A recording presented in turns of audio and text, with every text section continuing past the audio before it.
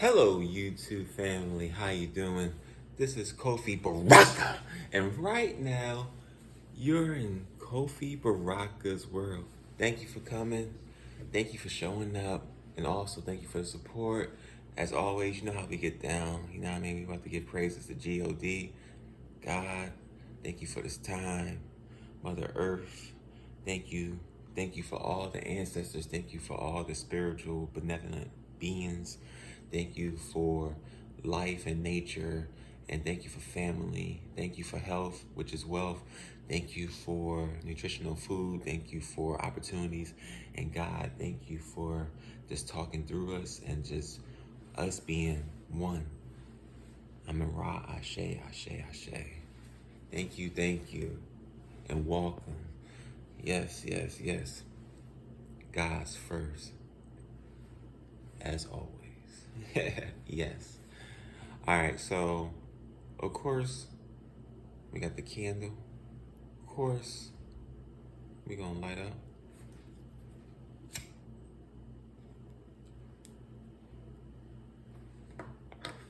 Nice Eva bird. All right, man. And of course, this is season 3, episode 12 of Kofi Baraka's World. And this episode is entitled Chosen Ones. We came before Columbus. Yes, we came before Columbus. So I want to talk about, we're going to have a few points, but I want to talk about just the Aboriginal people in our history and how our history is like misconstrued in terms of just lies and fallacies and phony information and just complete just debauchery in terms of information.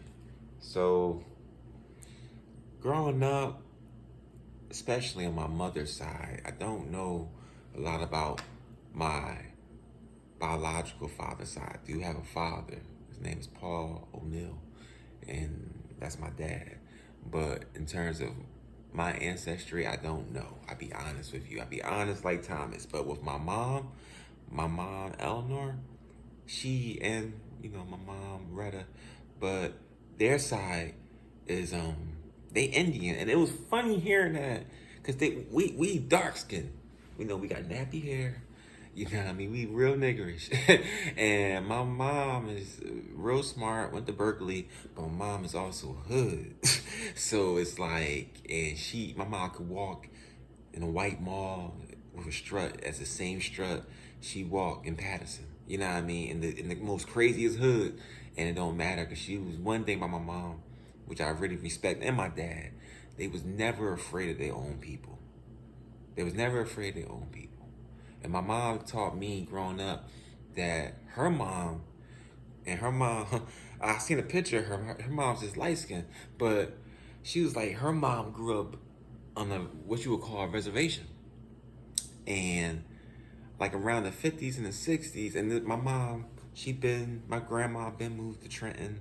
My mom was born and stuff like that. So I don't know too much about the reservation, but I do know that from me being a historian, during the 50s and 60s, that was the time of the migration where they were taking people that were of a hue or a chocolate hue of mine or a nice benevolent mahogany hue of mine and or cherry wood complexion, and they took everyone that looked like us out the reservations and they put them in lower development projects mixed with a lot of whites who were like not even middle class whites. They were like working class whites who were like either a lot of them were blue collar, maybe like 10% white collar.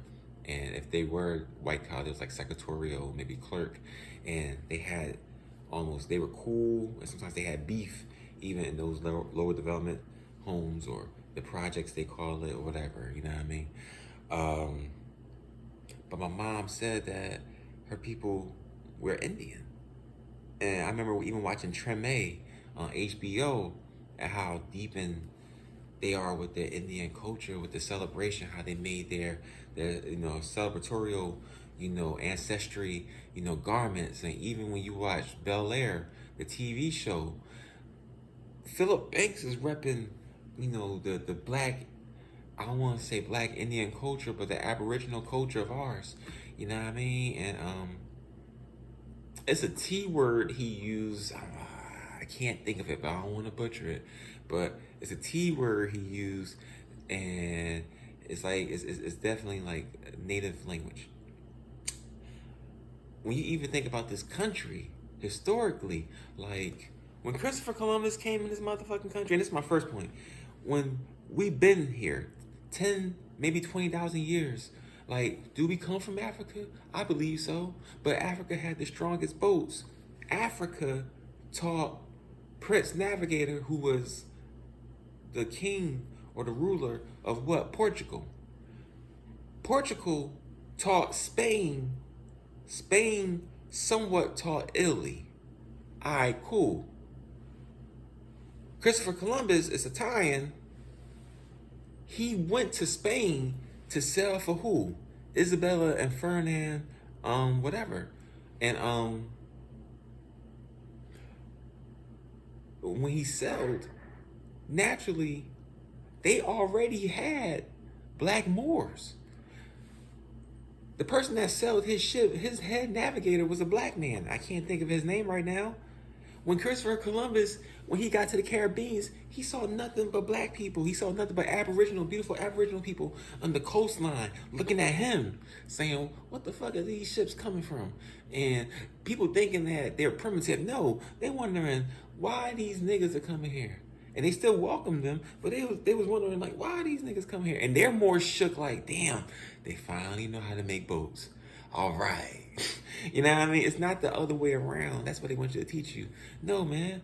Olmecs, Mayans, Incas, Aztecs, that's us. Look at the fucking Olmec heads. Look at the back. It's braids like mine. Look at the nose. The nose is huge. I thought that nigga was Chub Rock. You know what I mean? Body Rock. You know what I mean? I'm serious. I thought that nigga was Chub. That's the nose. That was a KRS-One nose. You could put 2 Volkswagen Beetles up each nostril. Playing no game. I said this in another episode. California was filled with nothing but Aboriginal people. Queen Califia. Come on, man. England, Paris is named after black queen. And let me stay back on the subject. We're the Aboriginal people. York. I said this before in another episode. York traveled with Susquehanna, and he traveled with Lewis and Clark, and that was the only way they were able to go across the United States of America. He was communicating with black people, even with the French Indian War. That was French niggas and English niggas trying to fight black niggas. That's the Gullah Wars. That was one of the longest wars, technically, in American history. That's a long ass war. That was like almost 130 years, my nigga. And I'm not as off and on, because they fought until like the 20th century damn near. They were fighting in the 20s. I'm being for real. That's our people. And I know Gullahs. I've been to the Gullah Islands in terms of St. Helen, St. Kitts down there. I ain't playing. I've been down there before. That's our culture. I think if I did know my father, I think he's Gullah, to tell you the truth. And that's how I get my Yoruba. That's how I tap into my spiritual side. But I also tap into the Indian side too, as well. Look at Nat Love. Nat Love looked like a pimp from the 70s. You see that nigga hair? But he was Native American. He always said he always rep Native American. Bill Pickett, he always rep being Aboriginal. Come on, man. Ida B. Wells, she always claimed being Aboriginal. She talked about Africa, but she said her people roots come from the U.S. Come on, man. Booker T. Washington was on that shit too. Booker T. was on that shit too. You know what I mean? A lot of people was on that, man. Shoot. It's crazy. And I told you too, even when Jamestown, Virginia, it was nothing but black people. We were everywhere. We were Canada, We were, and that's why I know we was in Canada, because the Moors went to Greenland and they went to Iceland. The Moors also went to England a long time ago when it was just the Celts. They had locks. The black people taught them how to lock their hair, or their hair was naturally locked because they didn't know about the cultivation of cutting, maintaining, maintenance, we call it manicuring their hair. It's in books, man. I seen the images of the drawings of the Moors who drew how the British looked when they first met them. They looked like Vikings down there. I'm being for real. Even the Vikings, they were taught by Africans. That's how they were able to get those strong ass ships, the Norsemen. A lot of the tablets that they had, it was next to black people who also had their writings as well, next to the Viking writings or the Norseman writings. You're never gonna hear the combination of their documents being together. Woo! No, I'm joking. But it's just like that always amazed me, man. But this whole episode basically just talking about just us being natural Aboriginal people of this country and repping it. And yeah, we do come from Africa, but we come from here too. We got pyramids here too. We were the first farmers in terms of not only in Africa, but in this hemisphere. We brought agriculture, husbandry. We brought that cultivation here, man. We were all around Texas. Like I told you, the Trail of Tears, I jokingly said it was a trail of niggas, but seriously, that's us being like, all right, we're going to go on the West Coast, we're going to see our West Coast cousins, we're going to chill, we're going to rebuild, and we're going to try to take back the East Coast. We're going to try to take back the Midwest. How the fuck a black man find Chicago? And he was on that shit too, because his hair. And people think that's perms. They don't damn perms. They just knew how to cultivate different berries, and I'm being for real, and different natural herbs to put that in their hair and to make it shiny. That's why to this day our people want to put the perm in their hair, because that's the closest they can get to that shine. We had that natural shine then. Woo! Damn, that felt good.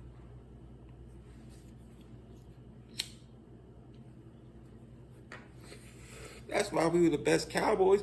We been knew about horses. We been knew about talking about these niggas. That's why we was the best mechanics. We been on that tip. That's why you have to have schools like A&T. You need agriculture and technology when you're done with these niggas.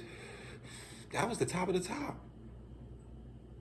You tell me a white school that was like that before a black school.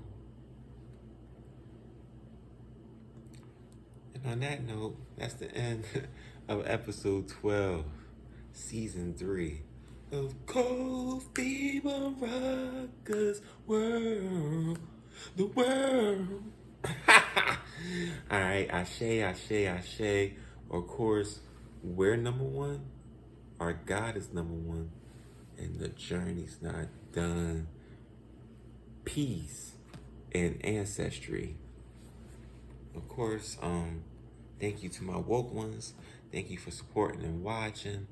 Have a beautiful, productive, but relaxing and awesome week. I love you guys.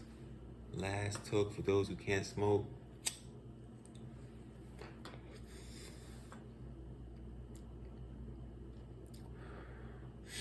That never gets old and that feels so good.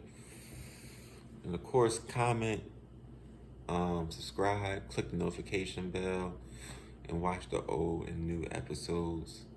I love you guys. See you in the next dimension.